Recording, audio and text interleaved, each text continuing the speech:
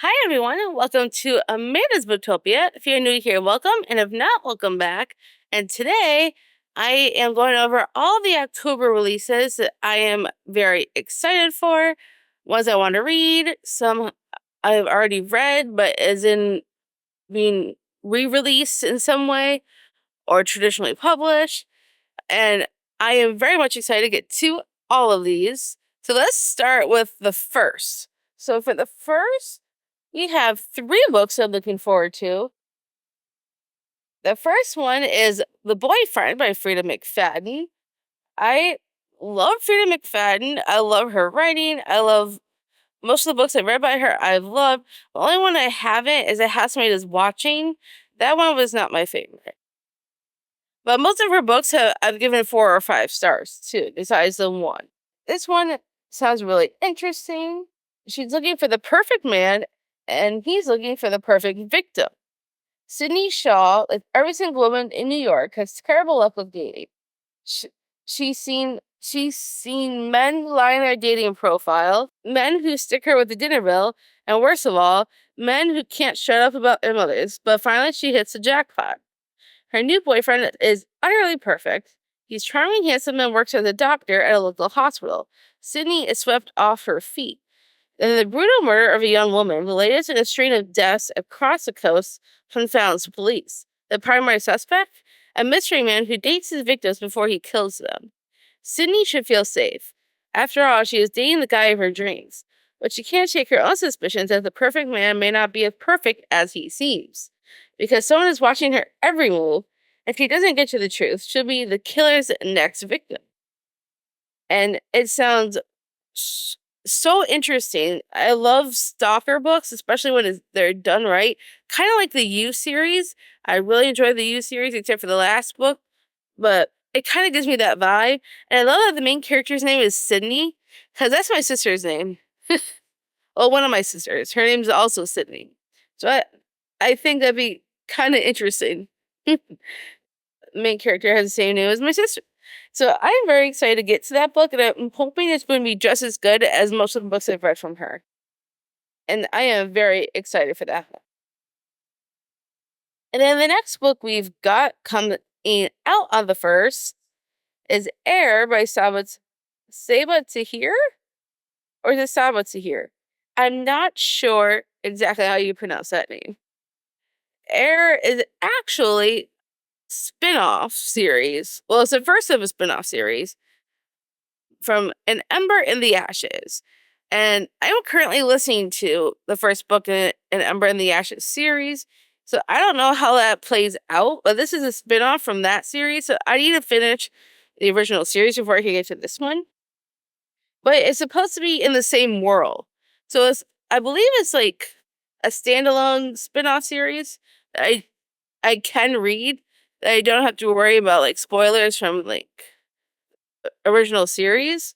It's because this is just a spin-off in the world.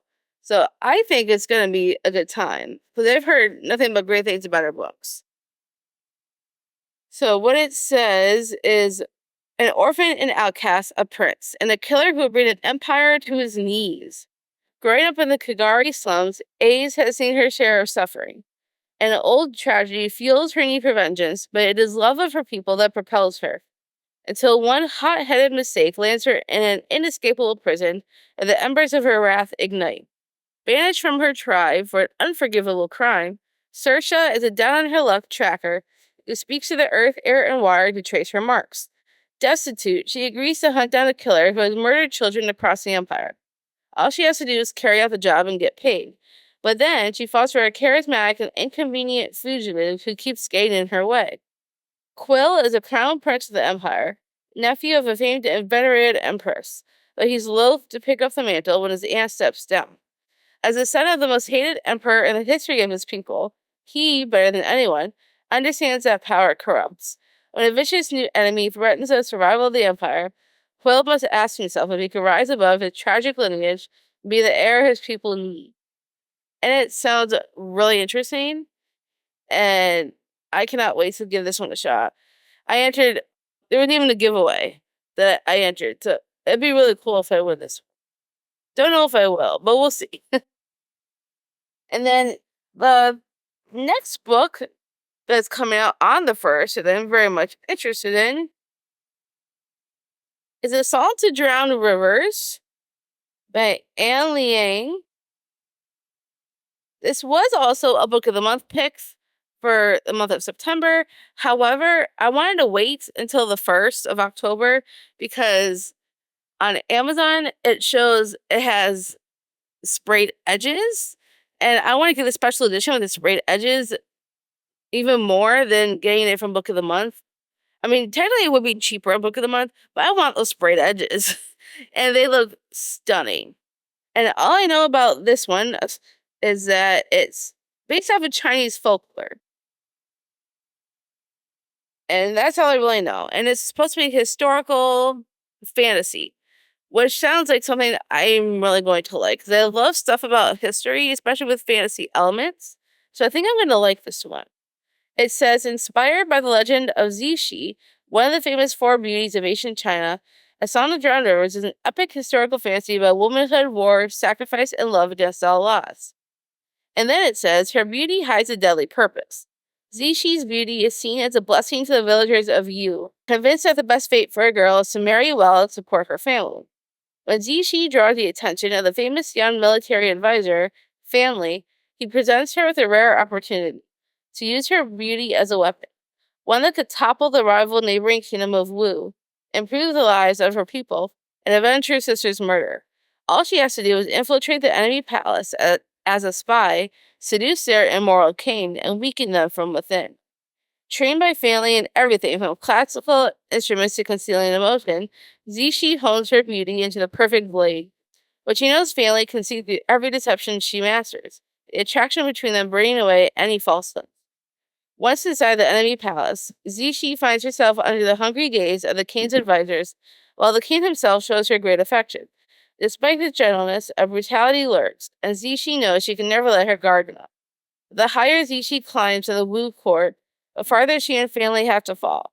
And if she is unmasked as a traitor, she will bring both kingdoms down. And that sounds fascinating. It gives me vibes of The Girls of Paper and Fire, but that has that folklore-esque to it. But this is more historical than Girls of Paper and Fire. But I think I'm going to love this one. It sounds so interesting. And I cannot wait to see how that's going to go. And now we're moving on to the 8th. We have 1, 2, 3, 4. We got 4 books coming out on the 8th that I'm interested in. The first one is called The Stars Are Dying by Chloe Penoranda, however you pronounce that. There is a special edition coming out with sprayed edges, and I would love to get this edition. Don't know if I'll get to it right away, but I'm very excited to give this one a shot.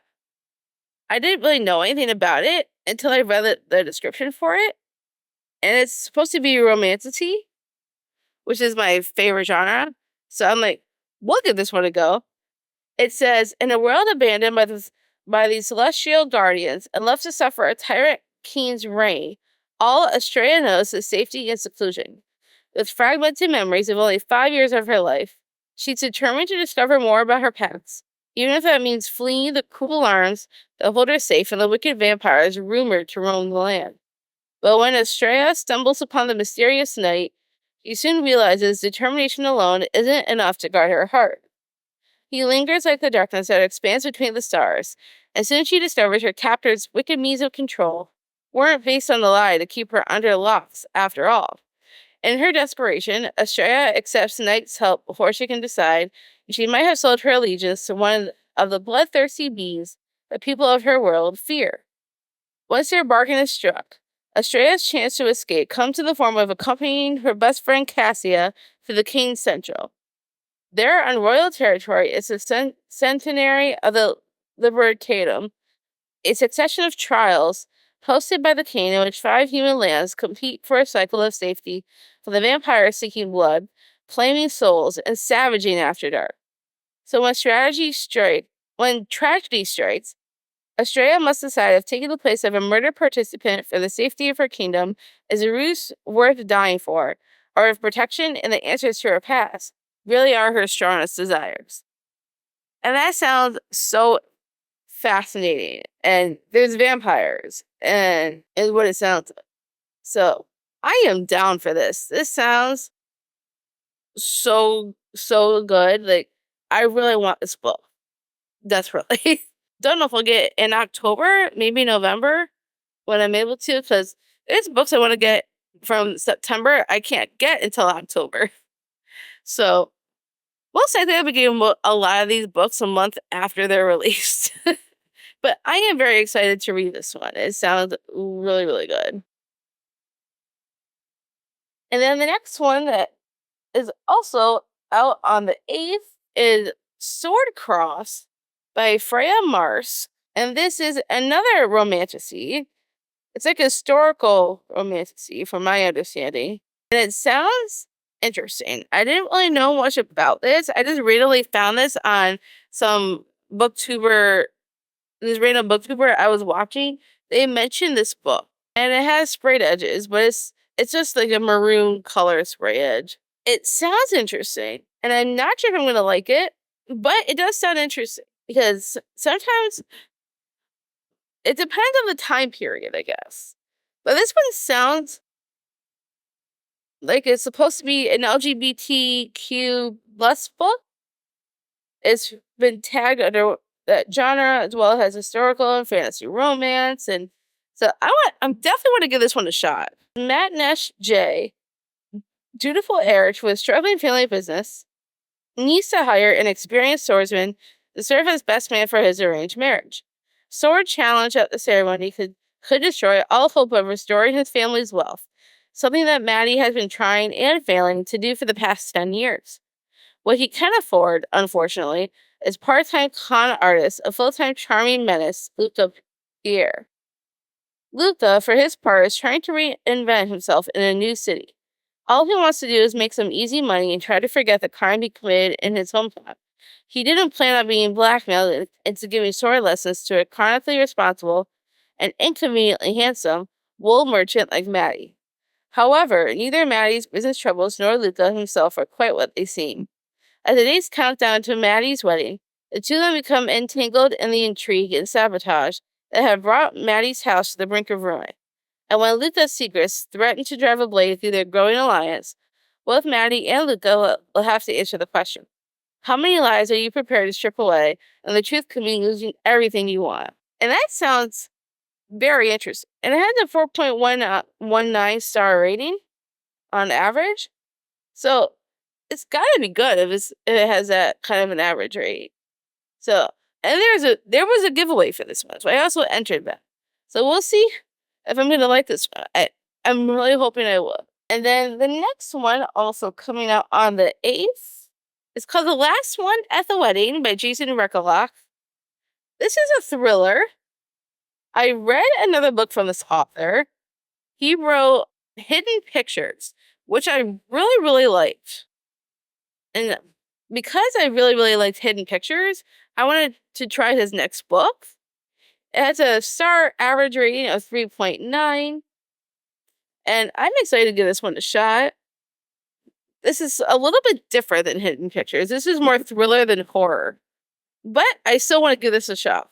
Frank Zotowski is shocked when his daughter Maggie calls him for the first time in 3 years. He was convinced that their estrangement would become permanent. He's even more surprised when she invites him to her upcoming wedding in New Hampshire. Frank is ecstatic and determined to finally make things right. He arrives to find that the wedding is at a private estate, very secluded, very luxurious, very much out of his league.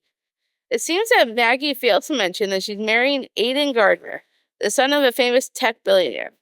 Feeling desperately out of place, Frank focuses on reconnecting with Maggie and getting to know her new family. But it's difficult. Aidan is withdrawn and evasive. Maggie doesn't seem to have time for him, and he finds that the locals are disturbingly hostile to the Gardners. Frank needs to know more about this family his daughter is marrying into, but if he pushes too hard, he could lose Maggie forever. So this sounds interesting. I'm starting to wonder if she really sent the invitation in the first place because of that synopsis. but we won't know until we read it. So I'm very excited to give this one a shot. I'm hoping it's just as good as Hidden Pictures because I really enjoy that one, and I'm looking forward to seeing what it comes up with next. And then the next one, also on the 8th, looking forward to, is How to Summon a Fairy Godmother. This is by Laura J. Mayo, and it's the first of a new series. It's supposed to be like a retelling with some fantasy elements, and it sounds really interesting. As a 4.38 average star rating, so that's promising. Lady Theodosia Balfour has certainly gotten the short end of the stick. Her stepsister, the newly crowned Princess Beatrice, is telling everyone in polite society that Theo, her sister, and their mother are evil, wicked, and horrid people who treated her like a slave. Though Theo knows this isn't exactly true, it seems her life is thoroughly ruined by the rumor. With a Balfour, a family estate on the verge of bankruptcy, Theo's only path forward is a forced betrothal to the Duke of Snowbell, a foul-tempered geezer who wishes only to use her as a brood mare for spare heirs. Desperate for help, Theo clings to the only thing that might save the rumor of a fairy godmother, one that supposedly helped her stepsister secure a prince. After discovering a way to summon a fairy in Beatrice's old room, Theo thinks her prayers have been answered, but the fairy she meets isn't at all what she imagined. Drop-dead gorgeous, incredibly cunning, and slightly devious, Cecily of the Ash Fairies is much more interested in gathering powerful favors and smoking her pipe than providing charitable magic for humans in the body. Before she receives magical assistance, Cecily sets Theo to 3 taps, seemingly to prove that Theo is a selfless and kind person. Helping her along the way are Cecily's familiars, the 30 human-turned-mockingbird Phineas and the aloof Kazra, a fox shapeshifter who should not be as handsome as he is for someone with such cutting remarks. As Theo works on her tasks, she shockingly finds kinship with the magical creature she's helping, and starts to wonder if a continued life among her human peers is what she really wants after all. And it's basically a new spin on the Cinderella tale. So this sounds really interesting, and I'm looking forward to seeing how this one goes. I'm hoping this could possibly be a Book of the Month pick for October. If it is, I'm definitely getting it. However, there is a giveaway that I entered on GoodReads for it. So if I don't win the giveaway, I'll most definitely be. I'm hoping Book of the Month will have it so I could get on Book of the Month. But I think this could be a good pick for them if they decide to go with this. And it's the start of a new series. So I'm very much excited to read this one and see how this one goes. It could be very interesting. Now we are moving on to the 15th. And this one technically is already out, but it's been traditionally published. And this is The Bridge Kingdom by Danielle L. Jensen. I have read A Fate Inked in Blood by her and absolutely loved it. It's a new favorite of the year, so I decided I need to read the rest of her backlist. And that includes the Bridge Kingdom series. And it's supposed to be perfect for fans of From Blood and Ash and A Court of Thorns and Roses. I have not fully read From Blood and Ash yet. I read the first one years ago, don't remember anything. I need to reread that. But I have read A Court of Thorns and Roses and enjoy the series for the most part. So I think this could be interesting. And it had a 4.04 average rating. So it's been rated pretty well for the most part. It says, a warrior princess trained in isolation, Lara is driven by 2 certainties. The first is that King Arin of the Bridge Kingdom is her enemy. And the second is that she'll be the one to bring him to his knees. The only route through a storm-ravaged world, the Bridge Kingdom enriches itself and deprives its rivals, including Lara's homeland. So when she's set as a bride under the guise of peace, Lara is prepared to do whatever it takes to fracture its impenetrable defenses and the defenses of its king. Yet, as she infiltrates her new home and gains a deeper understanding of the war to possess the bridge, Lara begins to question whether she's the hero or the villain. And as her feelings for Arin transform from frosty hostility to fierce passion, Lara must choose which kingdom she'll save and which kingdom she'll destroy. And that sounds fascinating, and I'm very much looking forward to giving this one a shot once it's traditionally published. I can't stop. And then moving on to the 22nd, we have Bloodguard by C.C. Robson. This has been pushed from, I think it was originally supposed to come out last year, and then it got pushed into this year, and then I think it's supposed to come out like in the beginning of the year, like February, something like that, and then it got pushed to June, and then it got pushed to October. So I'm hoping this time it actually comes out. Because I really have been wanting to read this, and I've been wanting to get this for a while. Ever since I heard about it, I really, really wanted to get this. Especially with this stunning cover, which I'm going to show you in the corner, and the stunning sprayed edges. I have been wanting to get this one for ages. And I really, really want to get this. It has an average rating of 3.98, so some people must have already read it. There's only 47 ratings, so that some people must have read like art copies. But this sounds absolutely amazing, and it sounds like something I think I'm going to love, and I really, really want to get this one. So I'm hoping I will be able to get this in October, if not, maybe November, but I desperately want this one because it says 100 years, tens of thousands of gladiators, and today only one will rise. Everything in the kingdom of Arrow is a lie. Leith of Grey thought coming to this new land and volunteering to fight in the gladiator arena, vicious, bloodthirsty tournaments where only the strongest survived, would earn him enough gold to save his dying sister. He thought there was nothing left to lose. He was wrong, and they took everything. His hope, his freedom, his very humanity. All Leith has left is his battle-scarred body, fueled by rage and hardened from years of fighting for the right to live another day. Then Leith meets Maeve, an elven royal who is everything he despises, everything he should hate, until the alluring princess offers him the one thing he needs most, a chance to win the coveted title of Bloodguard and his freedom. But in a kingdom built on secrets and lies, hope doesn't come cheap, nor will his ultimate revenge.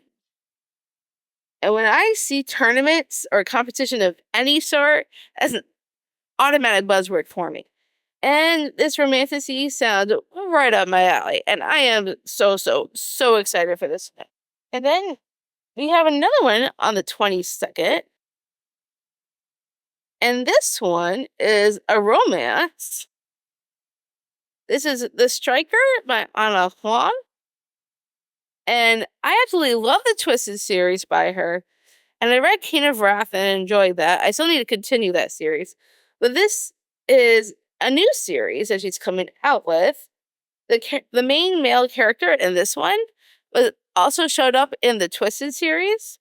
And now he's getting his own book. So I am very, very, very excited to read more from this world. And I'm excited for this series. I think it's going to be really, really good. And it has an average rating of 4.55, which is pretty high for an average rating. So it's gotta be good. And I am so excited for this one. It says Asher Donovan is a living legend, the darling of the Premier League, the arguably greatest footballer in the world. But his reckless antics and recent team transfer have caused much controversy. And when his feud with his rival turned teammate cost him a championship, it forced a bond during off-season cross-training. Surviving the summer shouldn't be hard until Asher meets their new trainer. He's beautiful, talented, and no matter how hard he tries, he can't take his mind off her. The only problem, she's his rival sister and completely off limits. Scarlett Dubois is a former prima ballerina whose career was cut short by a tragic accident. Now a teacher at a prestigious dance academy, but still haunted by the dust of her past. The last thing she wants is to spend the summer cross-training Asher Donovan, of all people. She swore she would never date a footballer, but when her brother leaves town for an emergency, she finds herself thrown into dangerously close proximity with the gorgeous, charming striker. Training she could deal with, but falling in love? That's out of the question, especially when he's the only person with the power to break her apart. And I am so down for this. I cannot wait for this to come out. I will most definitely be reading it. And then the next one, it's we got 4 books coming out on the 29th. The first one for the 29th is Throne of Secrets by Carrie Maniscalco. This is the second in the Prince of Sin series. I still need to read Throne of the Fallen, which is the first one. I haven't even finished the original series this was based on. I read the first 2 books of the Kingdom of the Wicked series. I have not read the third book, and I have not read Throne of the Fallen. But I'm not going to talk too much about this one, because I don't want to spoil myself for it, in case anything happened in the first book that is also in the synopsis for this one. But it has a 4.42 star average rating, so I'm hoping I'm going to love it. I still need to finish out the original series and then start this series before I can even read this one. And I have the other ones physically. So it might be a while before I get to this one, but I am interested in getting it so that way I could just, as soon as I have it, I could just binge read. And I have been meaning to finish out the original series anyways. I may reread it. Maybe you'll see me doing a vlog of it sometime soon. Possibly in November. But I definitely wanted to get it into this series because I need to. And then the next one that comes out on the 29th is technically a series that is already out, but it's going to be a reprint of the series. It's the Caraval series, and it's going to be this is technically the holiday collection. So they all have white covers, and I desperately want white covers, especially since they're adding an extra book to this one. They had not. I read all the original books, Caraval, Legendary, and Finale. They're also coming out with Spectacular. This is being added to the holiday collection. And I desperately want this collection so badly. However, it's super expensive right now to get it. It's over $80. So I won't be getting this anytime soon, unfortunately, because I can't afford it. But if anybody wants a good gift suggestion for me for the holidays or my birthday at all, this will be the one. I desperately want this holiday collection, like so badly. So if anybody needs a good gift suggestion, this would be the one, because I can't afford it myself. But I desperately want to have this series in my collection because I wanted to reread the series. Because I reread Caraval, was it last year? Maybe, or earlier this year? I cannot remember. But I don't own Legendary and Finale. And I definitely have not yet read Spectacular.